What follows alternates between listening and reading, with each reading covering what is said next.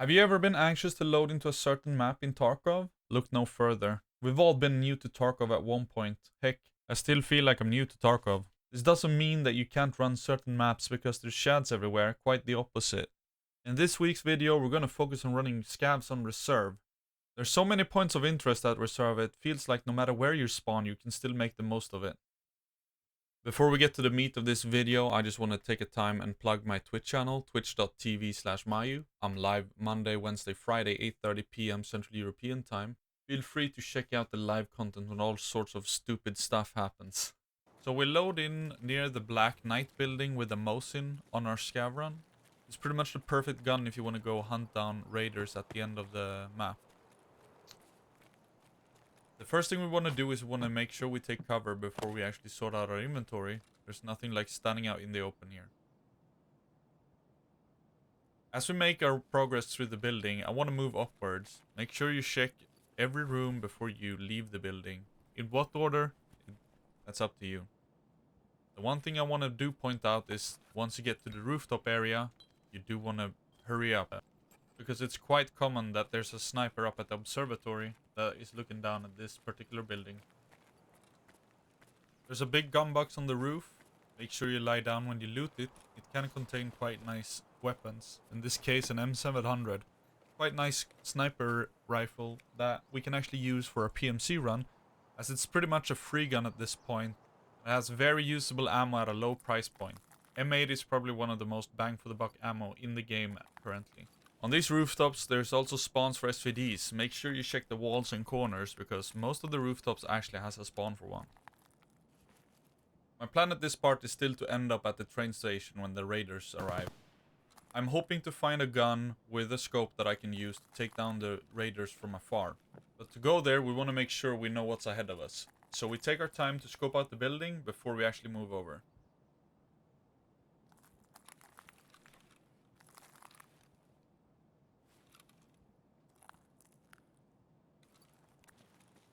While overlooking the area, I actually saw a dead body.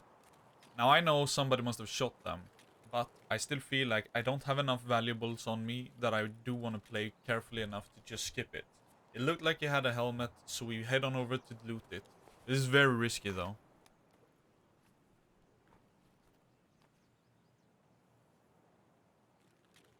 We're approaching the White Knight building, and the same rules apply as the previous building. Make sure you scope out all the rooms, as they have valuables, be it barter goods, components for your guns, actual guns, or meds. Quickly loot the building and try to stay off the roof as much as possible. If you've heard sniper shots, be very cautious. Then we have to decide, where do we want to go next? At this point, I've heard the train honk once, so I know it's already been there. There might be raiders or people heading over there, so my decision is to head towards the sniper tower. There's a weapon crate there and a good overlook over the train station.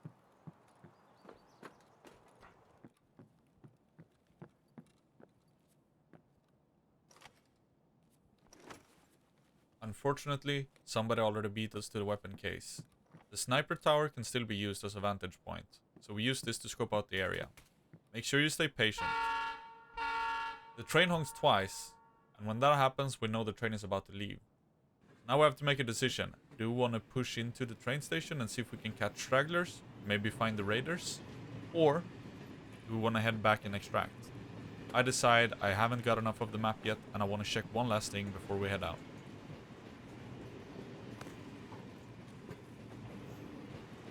There's a lot of catwalks and areas up above where people can still be hiding. I don't know how many times I stepped on metal just to instantly get headshotted because they noticed me before I noticed them. So make sure to take it easy as I enter. To the left we have an ammo spawn and a grenade box. And inside the train cart there can spawn a special something.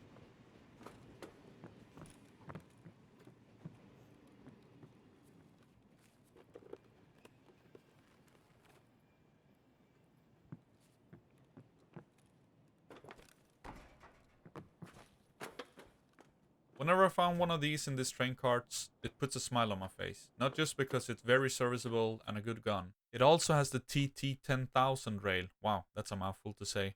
But nonetheless, they sell for quite a decent money. Around 150,000 rubles at the point of making this video. Now we finally find that piece of equipment that I feel is enough to make me say, hey, let's head on to extract. We got about 7 minutes left, so let's head back. But not before looting some more. There's 2 bunkers and 2 tanks that I want to hit up before heading towards the CP extract. These can spawn tank shells and tank batteries, which is highly valuable, especially since I'm on the quest to collect both of them.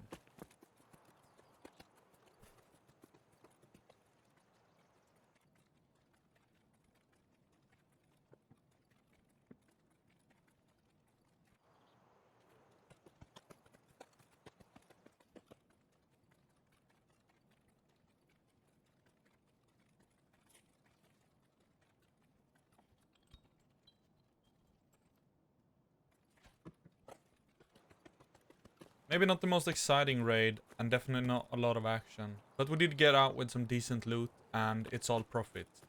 If you manage to slow your pace down a little bit, you will actually increase your survival rate by a whole lot. Pushing towards the trading station at the end is probably where you'll get the most action. When the raiders spawn and you get out with that loot, that is when you feel really good. For this next one, we spawn on the west part of the map, all the way back. There are some funky spawns on this map, so what I like to do is I like to just sit down and overlook. Maybe if I get some cover, I can catch somebody off guard while they're running towards the dorms. Are there dorms? I don't think so. Eventually we move into the big building here. It's the first one furthest to the west, and we want to make our way up to the top as quickly as possible. As we get up here, I sit in the corner because I don't want to be too exposed. I put on the long range scope that I brought with me, just so I can overlook. Maybe I can catch somebody in another building with this long range scope. You can also clear out the... What's it called again? Observatory? Is that the common name for it? I just say the big ball. Eventually, we feel like it's safe. We can move around, still trying to overlook. But there's a couple of crates and a couple of mod spawns we can get here. We're fortunate enough to get an AKMS.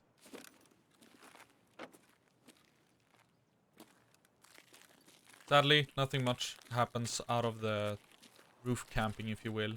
I actually sit there for a fair bit. Let's move on to the next building. Oh, I should say, by the way, this is a PMC run as well. It's a little bit different, but it's basically the same. So we hear footsteps. Not sure if it's above or below. The crunching glass should give it away here. But I'm still not entirely sure if it's just next to me or upstairs. Unfortunate, but the arm hit won't really do it with a hunter Vepper. Vepper hunter? This time we're spawning in with the scav again. We have a short range SMG, and pretty much spawn on top of the bunkers on the east side of the map. There's a bunch of weapon cases and ammo spots here. To start looting them quite quickly. We're fortunate enough to get some ammo and some meds as well. We check out the first bunker here, and you can see we've stocked up on BT ammo. BT ammo is pretty decent budget ammo for an AK run. You can use it for your PMC runs if you want to. Or you can just sell it. They go for around 400 rubles per round on the marketplace at the moment. So you make quite a bit of money just by picking those rounds up. Next up is the sniper tower. The sniper tower actually has some attachment spawn and bullet spawns as well. You can find all sorts of bullets here. In this case, PBM, which is quite decent for this submachine gun. This DVL attachment is actually a barrel suppressor. It's quite fun to play around with, actually. We checked out the other barracks as well, the one with the marked room. Nobody had been there yet, so we just leave. Sometimes you're lucky enough that the weapon room and the marked room is open, and that stuff is still in there.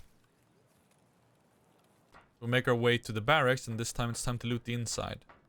These inside of the barracks also has a lot of attachments and grenades and ammo and all that sort of stuff. You can find pretty much whatever in here. It's quite common to find paracords in here as well. It's quite nice. Decent money. I notice I say decent a lot. It's great money. There you can see. It's a nice little present for us right here at the barrels. Yoink.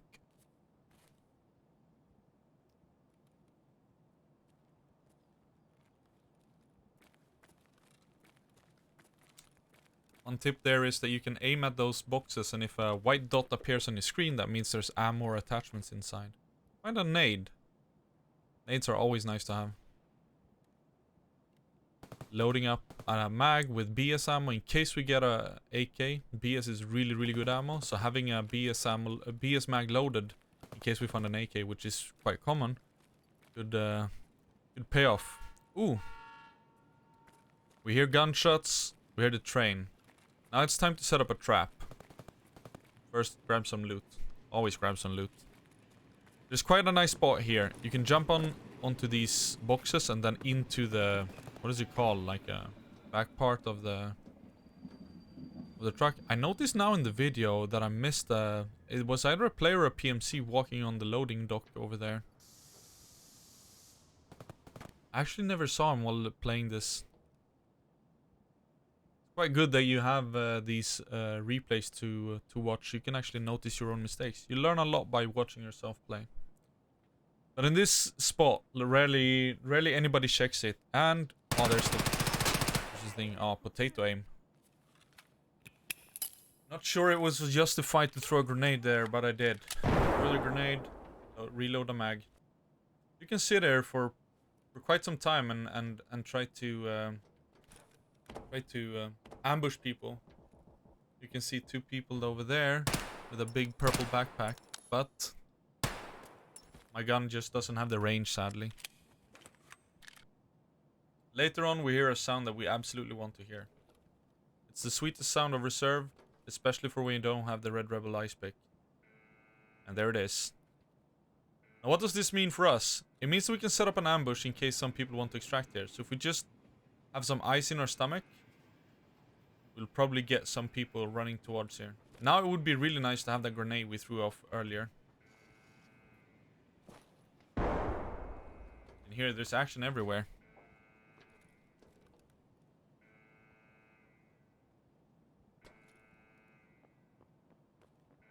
One juice boy, two juice boy. Sadly, here is where I want a grenade. I know that the extract is 15 seconds. If I was able to have a grenade here, I could probably throw it. And then a little bit more. There's a third juice boy as well. So, probably would have been killed by the last boy there, but it's okay. Time is running out, so it's time to go out and check what else has happened out here. We actually find some armor and a longer range gun. And a bigger rig as well. But we only have 4 minutes left, so it's time to extract as soon as possible.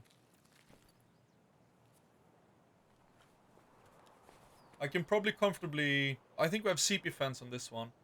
We can probably comfortably loot until there's like 2 minutes left.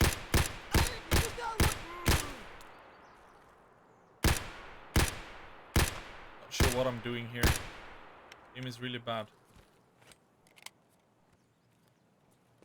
Oh, and we hear that there's a English voice. That means that's a raider. We definitely want to loot him and then get the fuck out of here.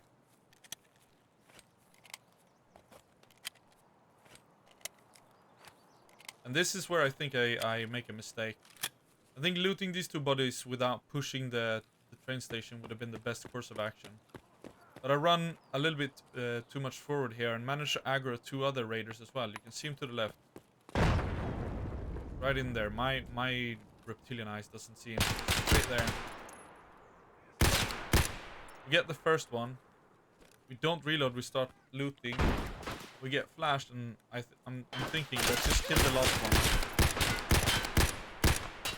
That's potato aim. And this is what I like about the Resrve map. There's so much difference to it. There's so many points of interest and you can play in so many different styles. Thank you for watching, and if you liked the video, don't forget to subscribe and leave a like. I really appreciate it. Have a good one.